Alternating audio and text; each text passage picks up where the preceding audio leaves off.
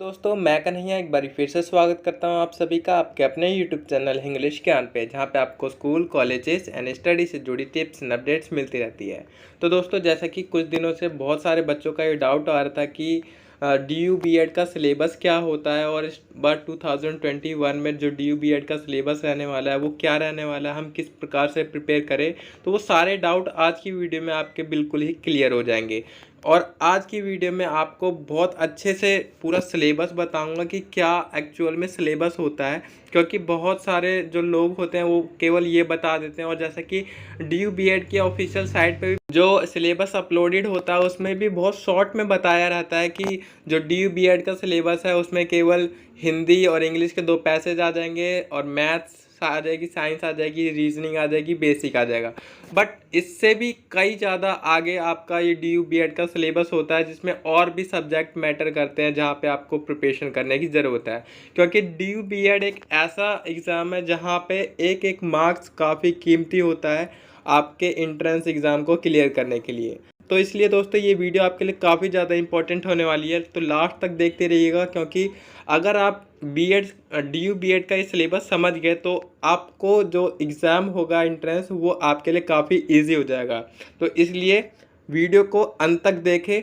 और अगर आप चैनल पर नए हैं तो प्लीज़ चैनल को सब्सक्राइब करके हमारे साथ जुड़ जाए, क्योंकि यहाँ पे आपको DU BEd से रिलेटेड वीडियोस देखने को मिलती रहती है। इससे प्रीवियसली वीडियोस की बात करें तो उसमें हमने DU BEd के प्रीवियस ईयर के क्वेश्चन पेपर अपलोड किए गए हैं। उसमें चाहे 2020 का हो, चाहे 2019 का हो, या फिर 2018 का क्वेश्चन पेपर, तो 2018 तक हमने क्वेश्चन पेपर अपलोड कर दिए हैं। इवन इसके अलावा हमने DU BEd की जो कट ऑफ निकली थी प्रीवियसली, वो भी कट ऑफ भी एनालिसिस करके अपलोड की रखी है। तो वो काफ़ी ज़्यादा हेल्प करेगी आपको आपके आने वाली प्रिपरेशन में। तो उन्हें भी आप जाकर देख सकते हैं, चैनल पे प्लेलिस्ट मिल जाएगी। तो चलिए आज की वीडियो शुरू करते हैं। तो देखिए पहले हम बेसिक नॉलेज ले लेते हैं BEd के सिलेबस के बारे में। तो एडमिशन प्रोसीजर जो रहता है इसमें आपको सबको पता होगा कि 400 नंबर का आपका ये DU BEd एंट्रेंस होता है, जिसमें 100 क्वेश्चन होते हैं और ईच क्वेश्चन 4 नंबर का होता है। ड्यूरेशन आप पे 2 आवर की होती है। इस 2 घंटे में आपको 100 क्वेश्चन अटैम्प्ट करने होते हैं, जो कि 4 मार्क्स ईच होता है। नेगेटिव मार्किंग की बात करें तो 1 नंबर यहाँ पे आपका नेगेटिव मार्किंग में कटता है। इसके बाद यहाँ पे जो सिलेबस दिखाया जाता है, यहाँ पे देखिए आप सीधा सा सिलेबस, काफ़ी छोटा सिलेबस दिखाया जाता है कि यहाँ पे आपसे केवल कॉन्सेप्चुअल एंड अंडरस्टैंडिंग थिंग्स पूछी जाएगी। कहाँ से? Social science, science, mathematics school level तक पूछी जाएगी, 12th तक। एंड लैंग्वेज के कॉम्प्रीहेंशन 2 पैसेज होंगे, इंग्लिश एंड हिंदी में। इसके अलावा आपसे थोड़ी सी reasoning, general awareness, social, politicals and economics issue पे पूछ ले जाते हैं। बट ये सिलेबस इतना ही नहीं होता है, इससे कहीं ज़्यादा सिलेबस होता है। तो वो आज हम डिस्कस करेंगे पूरा अच्छे से। तो देखिए पहले यहाँ पे जो सिलेबस दिखा रखा है थोड़ा सा उसे देख लेते हैं, फिर मैं जो एनालिसिस करके आया। क्योंकि देखिए मेरे पास जो DU BEd प्रीवियस 5 ईयर के क्वेश्चन पेपर हैं, तो उन्हें एनालिसिस करने के बाद मैंने जो सिलेबस निकाला है कि एक्चुअल में कहाँ से चीज़ें पूछी जा रही हैं, तो वो मैं आपको अभी आगे बताने वाला हूँ। तो पहले उससे ये देख लेते हैं। तो यहाँ टेबल 2 ये देख लेते हैं। तो content subject knowledge at school level आपसे पूछा जाता है, वो आपका सोशल साइंस हो सकता है, साइंस हो सकता है, इससे आपका सब्जेक्ट नॉलेज पूछा जाएगा। इसके अलावा आपका रीजनिंग एंड जनरल अवेयरनेस और लैंग्वेज प्रोफिशिएंसी के इंग्लिश और हिंदी में पैसेज होंगे। तो देखिए यहाँ पे काफ़ी शॉर्ट में बता दिया जाता है कि आपका DU BEd एंट्रेंस का ये सिलेबस रहने वाला है, बट एक्चुअल में वो सिलेबस काफ़ी बड़ा होता है। तो चलिए अब मैं सीधा आपको वो एनालिसिस दिखाता हूँ कि मेरे हिसाब से जो सिलेबस होता है वो कहाँ कहाँ से क्वेश्चन पूछे जाते हैं, वो देखते हैं। ठीक है, तो दोस्तों ये है after previous year question paper को देखने के बाद जो मेरे को लगा कि सिलेबस कहाँ कहाँ से पूछा जा रहा है या फिर कहाँ कहाँ से बनता है।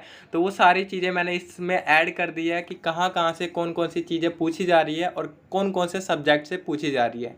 तो देखिए दोस्तों, जो फर्स्ट थिंग वो आता है एग्जाम में DU BEd के, तो उसमें से आपको ये तो पता ही हो कि इंग्लिश के 2 अनसीन पैसेज आते हैं। एक आपका फैक्चुअल बेस्ड होता है और एक आपकी कोई स्टोरी होती है। तो वहाँ से आपका 2 पैसेज आते हैं इंग्लिश के। उन 2 पैसेज में आपके 10 क्वेश्चन होते हैं। उन 10 क्वेश्चन का आपका आंसर करना पड़ता है। इट मीन्स वो 10 क्वेश्चन इंग्लिश के आपका 40 मार्क्स वहाँ पे रहता है। तो यहाँ पे आपका अनसीन पैसेज क्लियर हो जाएगा। इसके बाद आपका जो साइंस आता है, उस साइंस वाले पोर्शन में आपके 18 to 20 क्वेश्चन पूछे जाते हैं, और वो 18 to 20 क्वेश्चन जो आपके पूछे जाते हैं वो टोटली बेस्ड होते हैं आपके एनसीईआरटी बुक्स पे ही। अगर आप 8 to 9 और 10th को अगर एनसीईआरटी फॉलो कर लेते हैं तो आई होप कि मोस्ट ऑफ द सिलेबस आपका साइंस का क्लियर हो जाता है वहाँ से। तो अगर आप साइंस की प्रिपरेशन करना चाहते हैं तो आप एनसीईआरटी के थ्रू ही जाइए, क्योंकि यहाँ पे देखिए डीयू बीएड में जो साफ साफ आपका क्लियर कर दिया गया है कि जो आपकी जो चीज़ें पूछी जाएंगी क्वेश्चन में, वो आपसे कॉन्सेप्चुअल थिंग ही पूछा जाएगा। वहाँ पे आप पे कॉन्सेप्ट पूछा जाता है कि आप उस क्वेश्चन के बारे में कितना जानते हैं। आपसे वहाँ पे वन वर्ड आंसर नहीं पूछा जाता, आपसे वहाँ पे कॉन्सेप्ट पूछा जाता है। तो मैं यही सजेस्ट करूँगा कि आप एनसीईआरटी फॉलो करिए साइंस के लिए, वहाँ से आपका अच्छे से ये कॉन्सेप्ट क्लियर हो जाएगा। तो इस तरह आप साइंस से वहाँ पे निपट सकते हैं। अब बात करते हैं सोशल साइंस की। तो सोशल साइंस में भी आपके देखिए सारे सब्जेक्ट हैं। यहाँ पे इकोनॉमिक्स भी आपसे पूछी जाती है, बट इकोनॉमिक्स का पोर्शन बहुत ही कम होता है, वहाँ से 1 या 2 ही क्वेश्चन आपके पूछे जाते हैं। बट जो मोस्ट ऑफ द क्वेश्चन आते हैं वो आपके ज्योग्राफी, हिस्ट्री और पॉलिटिकल साइंस, यहाँ से आपका जो क्वेश्चन सोशल साइंस में पूछे जाते हैं। तो आप सोशल साइंस के लिए भी एनसीईआरटी को ही फॉलो कीजिए। जो एनसीईआरटी की जो देखिए हिस्ट्री है, हिस्ट्री में 10th क्लास की जो हिस्ट्री और 9th क्लास की हिस्ट्री है, वहाँ से मोस्ट ऑफ द क्वेश्चन पूछे जाते हैं। जैसे कि मैंने देखा है प्रीवियस ईयर क्वेश्चन पेपर को एनालिसिस करने के बाद मैं ये बता रहा हूँ आपको कि जो क्वेश्चन पेपर है हिस्ट्री के मेनली, तो वो हिस्ट्री में आपसे 10th और 9th क्लास की जो एनसीईआरटी है वहाँ से पूछा जाता है। तो आप उसके लिए एनसीईआरटी फॉलो कर लीजिए 10th और 9th की।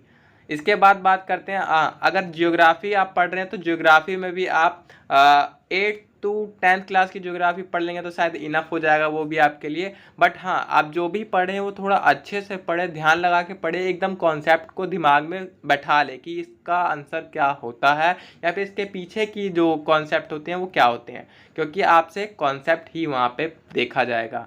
इसके अलावा फिर बात करते हैं तो सोशोलॉजी के क्वेश्चन भी आपसे पूछे जाते हैं। ये आपको कोई नहीं बताने वाला कि सोशोलॉजी भी आती है, क्योंकि लोगों को नहीं पता रहता है कि सोशोलॉजी के क्वेश्चन भी पूछे जाते हैं या फिर सोशोलॉजी का कौन सा पार्ट होता है। तो मैं बता दूं कि जितने भी ईयर के क्वेश्चन पेपर हुए हैं पीछे, अभी मतलब 2020 का हो या फिर 2019 का हो, 18 का हो, तो उन सभी क्वेश्चन पेपर में सोशोलॉजी के क्वेश्चन भी 3 से 4 देखने को मिले हैं। और सोशोलॉजी का ज़्यादा पोर्शन नहीं है, आपको पढ़ने की दिक्कत नहीं है। अगर आप 12th क्लास की सोशोलॉजी उठा लेंगे और उसके स्टार्टिंग के 2-3 चैप्टर पढ़ लेते हैं तो आई होप कि सोशोलॉजी का वहाँ से सारा क्लियर हो जाएगा। तो यानी 3 से 4 मार्क्स आपके वहाँ से बन जाएंगे।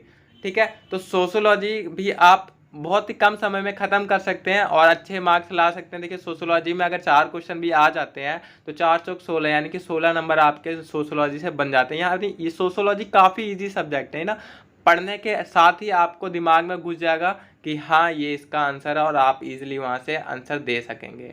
इसके बाद बात करते हैं तो 5वां जो आपको सब्जेक्ट फॉलो करके चलना है वो है आपका रीजनिंग। रीजनिंग से भी काफ़ी अच्छे क्वेश्चन पूछे जाते हैं और सेलेक्टेड एरियाज ही होते हैं रीजनिंग के जो टॉपिक हैं, वहीं से क्वेश्चन रिपीटेड होते हैं। अगर आप उन टॉपिक्स को क्लियर कर लेते हैं तो आपका शायद रीजनिंग का पार्ट भी कवर हो जाएगा। इन सभी जो सिलेबस मैं बता रहा हूँ, इन सब के अगर पर्टिकुलर टॉपिक वाइज बात करें कि कहाँ कहाँ से क्वेश्चन पूछे जाते हैं तो वो मैं आपको नेक्स्ट वीडियोस में बना दूंगा। लाइक रीजनिंग के क्या क्या इंपॉर्टेंट टॉपिक्स होते हैं, या फिर अगर सोशल साइंस पढ़ने हैं तो आपको कौन कौन से टॉपिक पढ़ने हैं, क्योंकि देखिए टाइम बहुत कम बचा है, 1 महीना लगभग बचा है हमारे पास। तो उसके लिए हमें एक अच्छी सी स्ट्रेटजी और प्रिपरेशन के साथ चलना होगा ताकि हम अच्छी कम समय में ज़्यादा तैयारी कर सकें। तो इसलिए आप अगर रीजनिंग पढ़ रहे हैं तो रीजनिंग के कुछ सेलेक्टेड एरियाज एंड टॉपिक्स ही पढ़िए, वहाँ से आपके जो क्वेश्चन डेली रिपीट होते हैं, मतलब हर ईयर के क्वेश्चन पेपर में देखने को मिलते हैं। तो उसकी वीडियो में आपको नेक्स्ट वीडियो में बता दूंगा कौन कौन से जो टॉपिक हैं आपको कवर करने हैं रीजनिंग से। इसके अलावा फिर मैथ की बात करें तो देखिए मैथ में भी आपके जो क्वेश्चन आते हैं वो 10th क्लास की या 9th क्लास की जो मैथ अगर आप कर लेते हैं तो वहीं से आपको ये मैथ के क्वेश्चन देखने को मिल जाएंगे जो भी DU BEd में पूछे जाते हैं। ठीक है, मैथ में भी ज़्यादा पोर्शन नहीं है, 5 से 6 क्वेश्चन आपके पूछे जाएंगे मैथ से। अगर आपने 10th क्लास की मैथ कर रखी है तो आई होप कि आप कुछ क्वेश्चन के आंसर तो कर ही लेंगे वहाँ पे। फिर उसके बाद बुक्स एंड ऑथर, ये भी काफ़ी अहम रोल प्ले करता है। जो 2020 का क्वेश्चन पेपर हुआ है उसमें जो मैंने देखा, उसमें 7 to 8 क्वेश्चन आपके बुक्स एंड ऑथर से पूछे गए हैं। एंड उन बुक्स एंड ऑथर, अब लगा लीजिए कि अगर 7 से 8 क्वेश्चन बुक्स एंड ऑथर से पूछे जा रहे हैं तो आपका कितने मार्क्स वहाँ पे बुक्स एंड ऑथर से बन जाते हैं। अगर 8 क्वेश्चन भी पूछे गए तो 8 चौक 32 नंबर का आपका बुक्स एंड ऑथर से आ रहा है। तो अगर आप वीडियो या यूट्यूब पे कोई भी वीडियो देख लें बुक्स एंड ऑथर की, या फिर कोई भी एक पर्टिकुलर जगह से बुक्स एंड ऑथर को कंप्लीट कर लेते हैं तो आपका ये भी पार्ट काफ़ी कंप्लीट हो जाएगा और यहाँ से भी आप कुछ ना कुछ मार्क्स तो गेन कर ही लेंगे, जो कि आपको एडमिशन में या फिर DU/B.Ed को क्रैक करने में सहायता करेगा। इसके बाद 8वां हम बात करते हैं करंट अफेयर एंड GK। देखिए करंट अफेयर का ज़्यादा पोर्शन तो नहीं रहता, बट हाँ स्टिल आपको करंट अफेयर थोड़ा ना थोड़ा पढ़ के जाना ही है। और उसके साथ साथ GK का पोर्शन आपको थोड़ा थोड़ा साथ में लेके चलना है, क्योंकि देखिए करंट अफेयर एंड GK में आपको ज़्यादा डिफरेंस पता नहीं चलेगा, क्योंकि यहाँ पे दोनों ऐसे पूछे जाते हैं कि आपका GK भी लगता है कि करंट अफेयर है। जैसे लास्ट ईयर जो क्वेश्चन पेपर था उसमें एक पूछा था कि सुपर कंप्यूटर कहाँ पे बना गया था, तो अब ये एक तरह का GK भी है और एक तरह का करंट अफेयर भी है। तो यहाँ पे थोड़ा डिफरेंस करना मुश्किल हो जाता है, इसीलिए आप करंट अफेयर के साथ GK भी आप फॉलो करके चलिए तो वो आपको काफ़ी हेल्प करेगा आगे। फिर है आपका human child disorder and disease. ये काफ़ी इंपॉर्टेंट वाला क्वेश्चन है। यहाँ से एक क्वेश्चन तो आपका हमेशा ही पूछा जाता है, जितना भी मैंने अभी तक पीछे के क्वेश्चन पेपर देखे हैं तो उन सभी में एक ना एक ह्यूमन चाइल्ड डिसऑर्डर या डिजीज़ के बारे में पूछा गया है। जैसे कि डिस्कैलकुलिया हो गया, डिसलेक्सिया हो गया, या फिर डिस्प्रेजिया हो गया, या डिस्प्रैक्सिया हो गया। ये 4 डिजीज़ ऐसे हैं जो कि यहाँ से एक ना एक हमेशा पूछा जाता है, क्योंकि देखिए 2019 का हो या फिर 2020 का, तो उन दोनों में जो पूछा गया था उसमें डिसलेक्सिया था एक में और एक में डिस्कैलकुलिया पूछा गया। तो अब में भी जो अभी होने वाला है तो उसमें डिस्फेजिया या फिर डिस्प्रैक्सिया पूछा जा सकता है। तो ये आप सर्च करके चले जाएँ, इसके बारे में पढ़ के चले जाएँ। फिर उसके बाद आपको पता है हिंदी के 2 अनसीन पैसेज आते हैं और उन अनसीन पैसेज का आपको पढ़ने के बाद ही जवाब समझ में आएगा। अगर आपकी रीडिंग स्किल अच्छी है तो आप इससे जल्दी नहीं पढ़ लेंगे। तो इस तरह से ये पूरा सिलेबस रहता है DU/B.Ed का। आई होप आपको अच्छे से समझ आ गया होगा कि आपको DU/B.Ed का सिलेबस अगर कंप्लीट करना है तो कहाँ कहाँ से कौन कौन से पोर्शन आपको निपटने पड़ेंगे।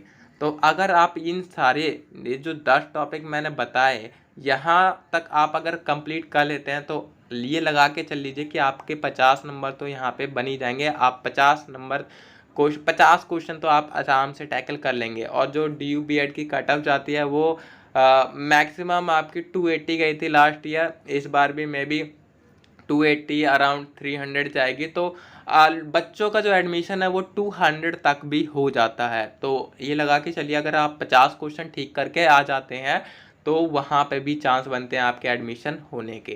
तो इसलिए इसको फॉलो कीजिए और इसी प्रकार की वीडियो के लिए चैनल को ज़रूर सब्सक्राइब कर लीजिए, क्योंकि अब जो नेक्स्ट वीडियो आएगी उनमें हम DU/B.Ed की प्रिपरेशन पे जोर देंगे कि कहाँ कहाँ से कौन से क्वेश्चन पूछे जा रहे हैं। तो उसी के अकॉर्डिंग हम एकदम एग्ज़ाम ओरिएंटेड क्वेश्चन के साथ पढ़ाई करेंगे और देखेंगे कि कौन कौन सा कितना हमारा सिलेबस बचता है या फिर कवर हो जाता है। तो इसी प्रकार की वीडियो के लिए ज़रूर से ज़रूर चैनल को सब्सक्राइब करें और हमारे साथ जुड़ जाए। Thank you so much for watching this video. Have a nice day. और कोई भी डाउट हो तो प्लीज़ कमेंट करके ज़रूर पूछें। I will be there for answering your question immediately. Thank you so much once again. मिलते हैं नेक्स्ट वीडियो में।